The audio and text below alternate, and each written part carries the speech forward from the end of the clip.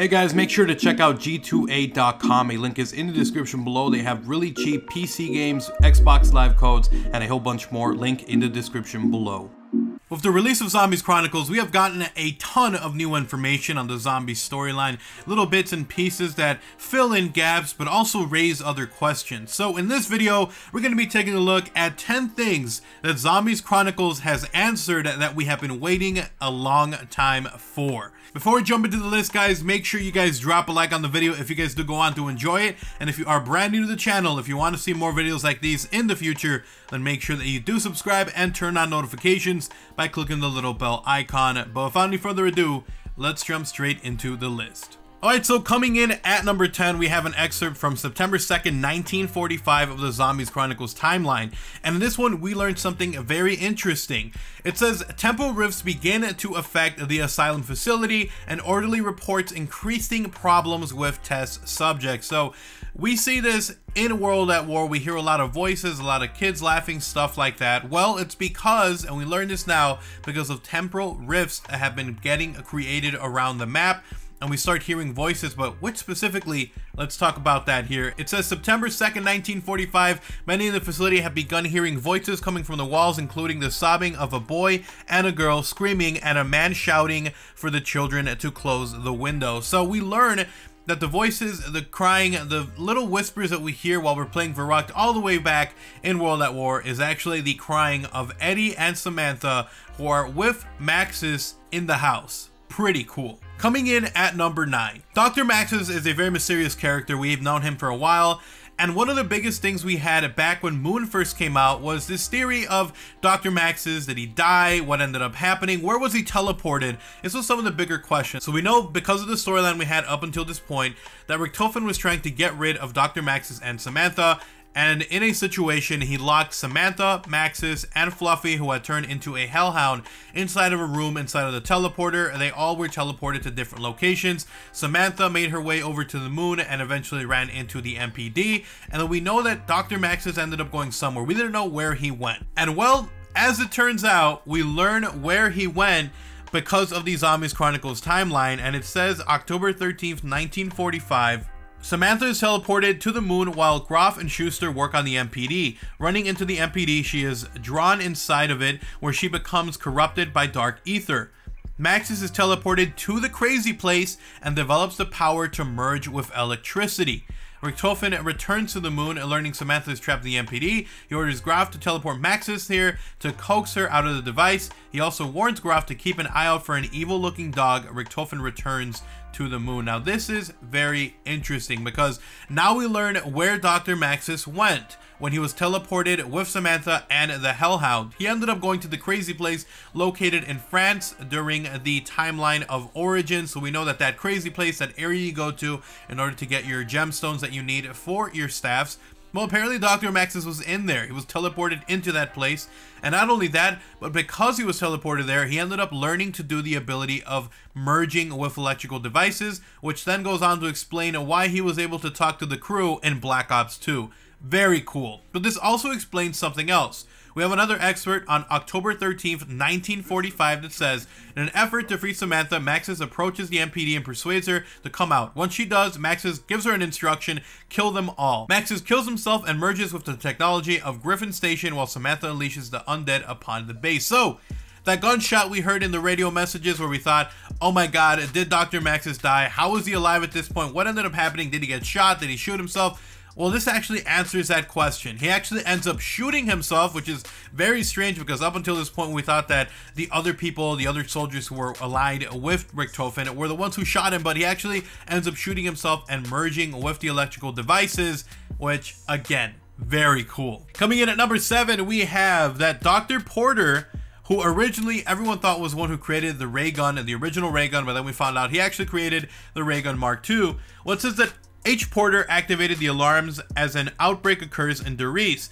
Before taking a cyanide pill, he says he's all out of hope. God forgive us all. So basically, we learn about the fate of Mr. Porter here, and not just that we know that he created the Mark II ray gun, but now that he actually ends up dying at Rayz because of suicide taking a cyanide pill. So very cool. We learn a little bit more about Porter. So this is what I think that has been another pretty big question here in the community for zombies for a while. And that was, did Peter McCain actually die? So coming in at number 6, we learn on October 18th, 1945, Peter McCain parachutes over the Rising Sun facility. He dies shortly after. So the unnamed Marine that we saw in the Shinonuma area, we thought it was Peter McCain, we didn't know. And then in the mobile version of the game, we find out that there's a Peter McCain gravestone. And well, now we know officially that yes, Peter McCain ended up dying as he parachuted down. Coming in at number 5, we have some information on Kino der Toten. We find out that Dr. Monty was a little bit more involved than we thought. June 13th, 1942. A result of temporal rifts in 1963 Kino, Monty reaches across time and offers a little nudge. One nudge is developing Group 935's Element 115 fused elixirs, Perca-Colas. They create 4 medical beverages known colloquially as Juggernog, Quick Revive, Speed Cola, and Double Tap. But that he's not done there, folks. October 28th, 1963, Kino der Toten from Der Rayz. Ultimus teleports to Kino. This marks the first time Ultimus travels across space and time. Temporal rifts occur across dimensions. In light of these developments, Monty feels obligated to step in and begins to make changes in the background across time. He helps Group 935 invent perk machines. He adds chalk drawings to walls, little nudges. Ultimate locates the lunar lander and flies to the Ascension facility. So we learned Kino der Toten, all those chalk outlines, all the perk machines, all because of Dr. Monty. Insane. I can't believe we actually got more info on that. So this was actually a pretty mind-blowing one coming in at number 4, but we learned that on November 6, 1963, in the Pentagon, John F. Kennedy, Richard Nixon, and Robert McNamara meet with Fidel Castro in the aftermath of the Cuban Missile Crisis. We already knew about this, but due to the event of the Cosmodrome, a zombie outbreak occurs where Samantha ends up sending Yuri from Ascension to the Pentagon to thwart their survival. So we learn that the crazy scientist, the thief, is actually Yuri. Crazy, man. We've been waiting years to find out who this was, and now we know. Coming in at number 3, November 19th, 1963, in an effort to avoid another undead outbreak, the US government creates the Broken Arrow program, establishing several facilities across the country. The Groom Lake program is folded into Broken Arrow. So Broken Arrow, the organization we knew very little about back in Black Ops 2, well, now we know that Broken Arrow is actually an organization created within the US, basically their version of Group 935. So this next one comes in 2 pieces, but we learn here coming in at number 2 that on April 20th, 1983, Broken Arrow begins live animal experiments with a shard that they were able to recover, creating different bios. Well, on April 10th and July 8th, 2023 and 2025, they accidentally create the Denizens along with Avogardo, which is the most annoying boss ever in Transit history. We don't know who created those little freaks that keep grabbing onto you. Well, now we know Broken Arrow did it. Pretty mind-blowing as well. Alright, so coming in at number 1 here, our 10th fact of the day. This is actually a pretty cool one as well. Another mind-blowing one. But on October 13th, 2025, we have the excerpt. The Earth fracturing triggers further temporal rifts, teleporting an 1800s American Western town underneath the mining facility in Angola, also known as Buried. And Arthur is pulled from the rift from 1318, arriving in the now buried town. So the big guy, Leroy Jenkins.